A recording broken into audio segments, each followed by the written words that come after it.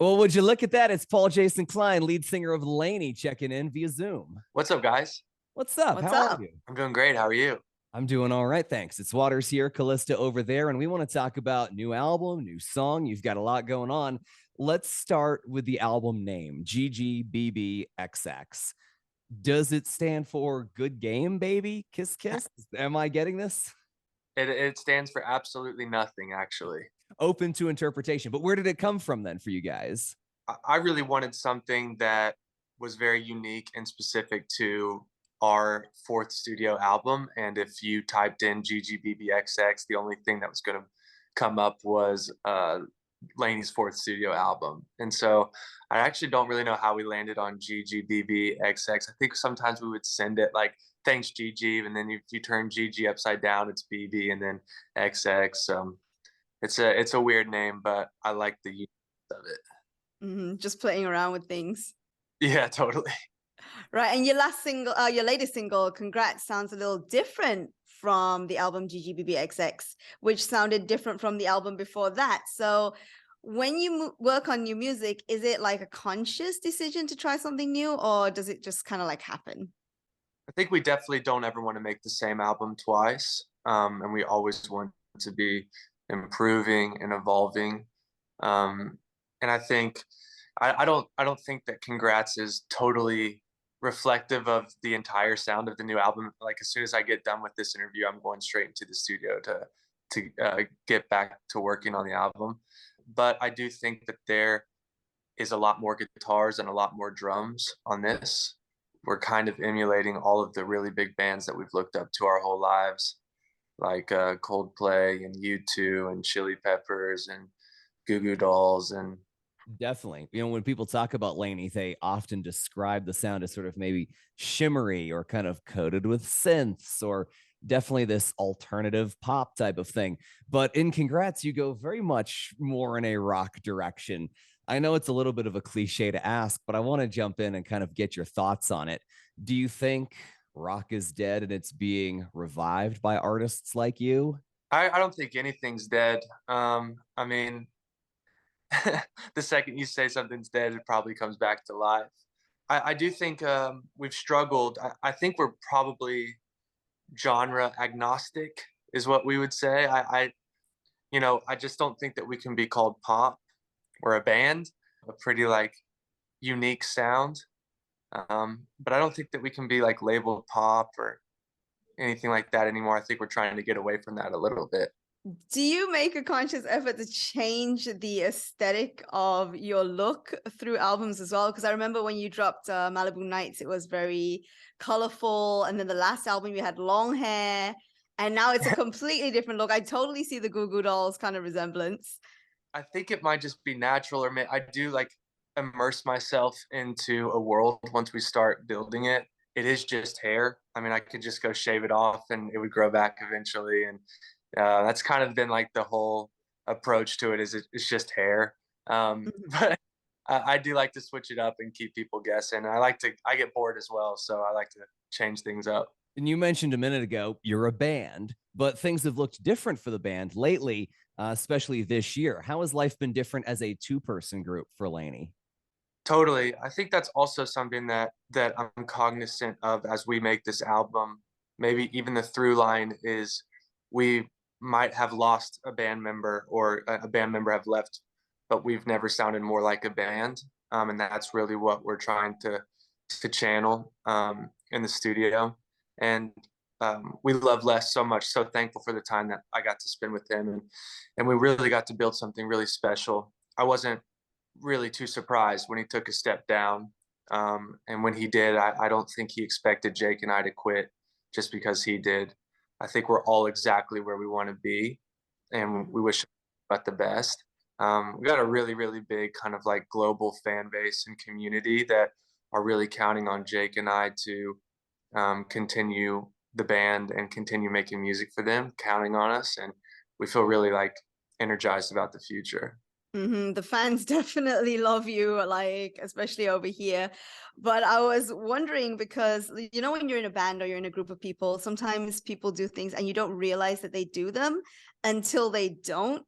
So has there been like one thing that you never realized Les did while in the band that now you have to do and you're like, oh.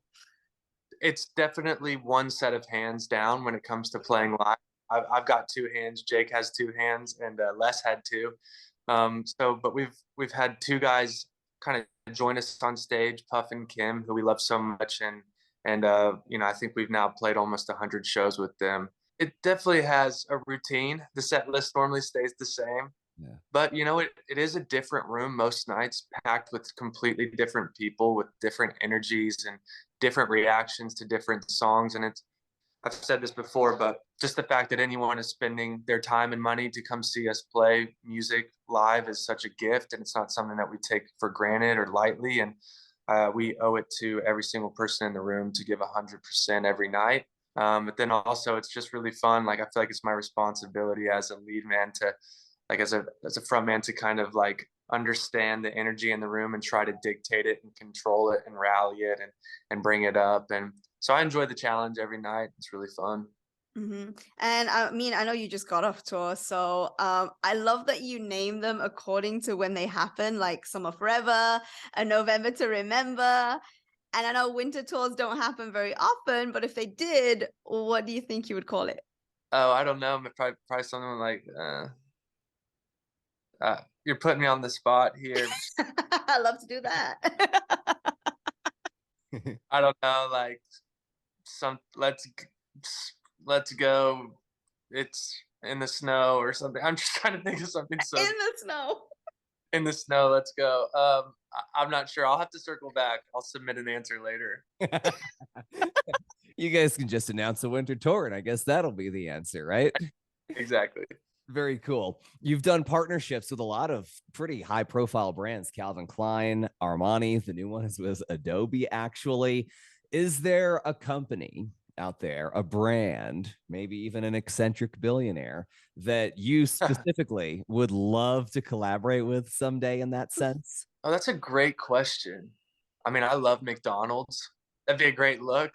No matter where I go in the world, I always get McDonald's, mostly in every country. The nuggets have saved me. I actually even wrote a song while eating nuggets. It has been really dope. I mean, one thing about Adobe is I remember being in college and like illegally downloading a ripped, cracked version of Photoshop. And it's just amazing. I just like kept teaching myself that program and kept using it, and it's really a beautiful full circle moment because not only is the music super important that we make, but also like the design of everything and the merch and the album art and the graphics and the posters. And so it's been so cool to really align with the company that we actually really use and love and believe in, and has been so essential to our growth as a band. So And I noticed like one thing that the fans appreciate is like your willingness to be vulnerable with your lyrics. So I was like listening to Congrats, and you've got one line in there that says, "Here's to all the times you made me want to cry," for example, which is not something that I find a lot of male singers are willing to put out there. So how scary is it for you to kind of like lay down everything on the table for the world to see? I do remember like around the time of writing Malibu Nights, which was like when I really started to really tap in like to some really deep and like vulnerable stuff. I remember being on the treadmill at the YMCA and thinking, this is kind of nuts, kind of scary, kind of weird that my personal trauma or experience is other people's entertainment to a certain degree. But I've found through the last like few years, maybe, doing this, that it really helps people feel a lot less alone in the world. And when I think about the power of music and really what can I expect? What difference can I really make? Can I really change the world? Can our music really do that? I don't know, but I do think that it makes people feel a little less alone when I lean into lyrics like that. To be honest, I really wanted to say, so here's all the times you made me want to die, which is even scarier to say. People can be really brutal and really mean and try to tear people down. I think Congrats. I oftentimes wonder if the message of that song is maybe missing a little bit of people Because the truth is, people do things in life to hurt you. Sometimes that's the only reason they do them. They're jealous or insecure or upset or they're hurt and they just want to hurt somebody else. And I've never heard a song address that and be like, hey, you wanted to hurt me. Your only reason of doing any of this was just to try to ruin my life. And you did. You did exactly that. Congrats. I've never heard somebody say that. It's true though, because they say like hurt people, and certainly throughout my life too, it's something where I've been on both sides. I've been hurt by somebody who probably did it on purpose, and I know I've hurt people on purpose too, just to regain a sense of control. There's both sides of that. It's really interesting how it's sort of a fake celebration in a way. That song is just, it's a fake celebration. It's huge, it's loud, but it's very sarcastic because it's like, oh, you did the damn thing. Congratulations. Yeah. Yeah. It's also very kind of freeing. A lot of times we just want to sit around and act like, oh, you didn't hurt me, like that sticks and stones to break my bones. But like, it's actually really, there's a lot of freedom being like, hey, like you did it. Like, congrats, No, no, it's actually a really nuanced song with like a lot of emotion. And I like that it does have a sarcastic overtone to it. And we had a ton of fun with like the musicality of it and just opening up the guitars and the distortion and letting Jake go nuts on the drums. And I don't know if you've been to a show yet, but it's normally the loudest song at the shows. That makes sense. We've got some real celebrations coming up soon with the holiday season on the way. How does Jason Klein from LANY celebrate the holidays? I'll go see my family for a few days, take some days off, and eat some food and open some gifts with the fam. And then I'll just be really excited. I think like the day after Christmas all the way up to like New Year's is the longest. It's like the longest week of the whole year because nothing happens. And I always get really anxious during that period. I'm very excited to like get back to work after the holidays. I love being in this band. I love doing what I do, and yeah, excited to keep going. Well, that's the passion that like LANY fans, I feel, give you back as well. They're very, very passionate about the band. And I was watching a different interview that you did recently, and you said that the new album should probably be out around January, I think. So Oh, no. It'll be finished. Hopefully we finish it by the okay. and then we've got to set it up, and we have to hit like vinyl dates, which is like you have to turn in your album 6 months ahead of time to hit your vinyl date and stuff like that. So we're probably looking at like a fall release of next year, but we'll roll out singles, of course, leading up to it. Almost had a surprise announcement there. Everyone slow down. Okay, so that's awesome. But like, what can you tell us about this album? If anything, you got a name? Actually, I don't know. We've got a couple names. We thought we had it. It's really kind of an interesting place to be because there's a lot to still like unearth and explore about the album. It's very exciting. I could walk in today and at the end of the day, like the album almost like could have pivoted ever so slightly into a different direction. But the songs, I mean, I wrote about 27 songs at the beginning of this year. Not all of them are good. Maybe none of them are good. I don't know yet. I kind of sit down at the end of that writing period and I listen through with Jake. And then we're working with a producer named Mike Crossy, who we love so much. We call him Coach because he just kind of makes us better. And he's older and wiser and just knows where to take us. The last time we were working with him was on Malibu Nights, the album. So it's our first time being back in with him. And we're just camped out at his studio in Culver City. And we'll see what happens. Definitely. Well, it's going to be exciting. PJK, the front man for LANY, you've got a lot to look forward to. We've got a lot of new music to look forward to as well. But right now, the focus is on congrats. So let me just say, congrats for putting that one out. Thank you, sir.